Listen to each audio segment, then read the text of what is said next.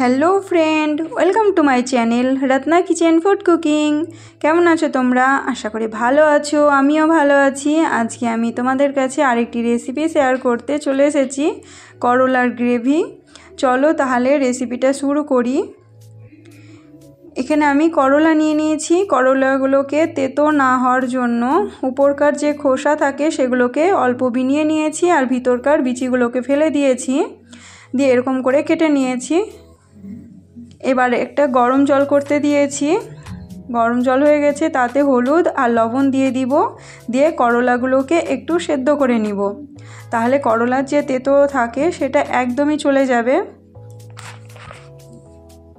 যারা করলাটা খেতে পছন্দ করে না তাদের এই সবজিটা একবার বানিয়ে খাওয়াবেন, অনেকেই পছন্দ হবে তাদের, অনেকই ভালো লাগবে।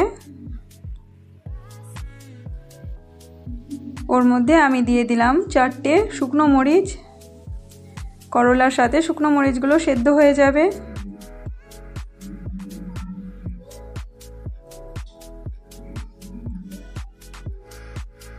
করলাটা সেদ্ধ হয়ে গেছে, এবার জল ঝরিয়ে ওটাকে রেখে দিয়েছি সাইডে। আবার কড়াইটা ভালো করে পরিষ্কার করে নিয়েছি, তেল দিয়ে দিয়েছি। তেলটা গরম হয়ে গেলে করলাগুলোকে ফ্রাই করে নিব। হালকা দিয়ে দিব করলাগুলোকে, অল্প লবণ দিব আর অল্প হলুদ দিব।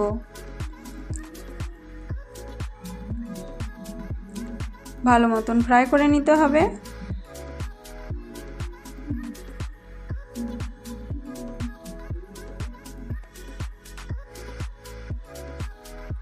ফ্রাই করা হয়ে গেছে আমার।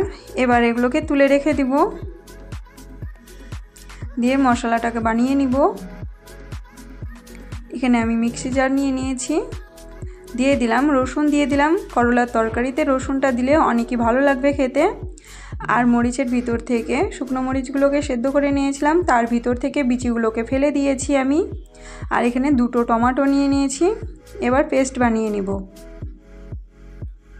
কড়াইয়ে আবার একটু তেল দিয়ে দিয়েছি, গোটা ধনে দিয়ে দিলাম,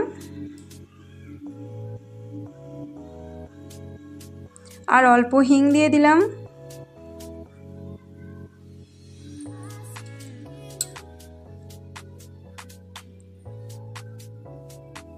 অল্প গোটা জিরে দিলাম। এবার কেটে রেখেছিলাম 3টে বড় সাইজের পেঁয়াজ, সেগুলোকে দিয়ে দিলাম। পেঁয়াজগুলোকে ভালো মতন ফ্রাই করে নিতে হবে।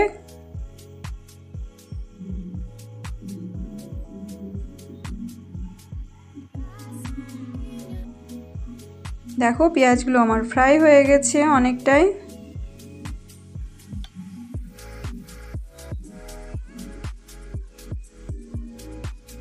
এবার এতে যে পেস্টটা বানিয়ে রেখেছিলাম সেটাকে দিয়ে দিলাম, রসুন, শুকনো মরিচ আর টমেটোর পেস্ট। এবার কিছু শুকনো মশলা অ্যাড করব। এখানে দিয়ে দিলাম আমি কাশ্মীরি লাল মির্চ পাউডার, রেড লাল মির্চ পাউডার, আর ধনিয়া পাউডার, আর জিরা পাউডার, আর হলুদ দিয়ে দিব।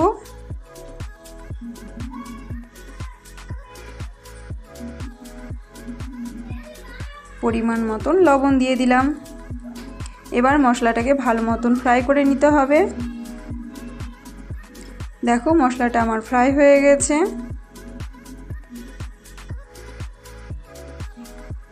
এবার দিয়ে দিব কসুরি মেথি।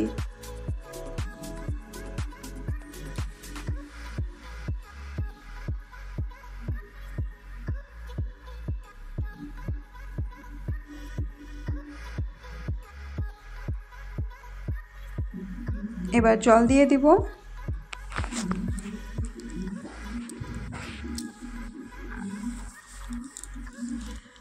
ফুটে গেছে গ্রেভিটা।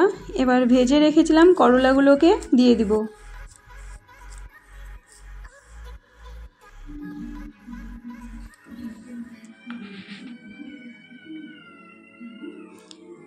এবার ঢেকে কিছুক্ষণ রেখে দিব।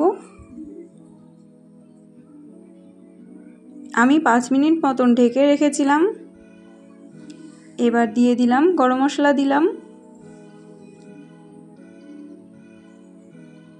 আবার নেড়ে নিয়ে কিছুক্ষণ ঢেকে দেব। যারা যারা আমার ভিডিওটা দেখছো লাইক করতে ভুলে গেছো, একটা করে লাইক করে দাও।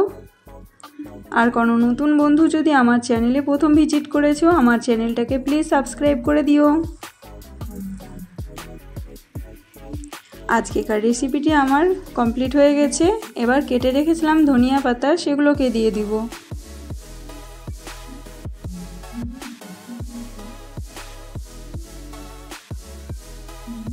এরকম করে করলার রেসিপি একবার বানালে বারবার বানাতে ইচ্ছা করবে।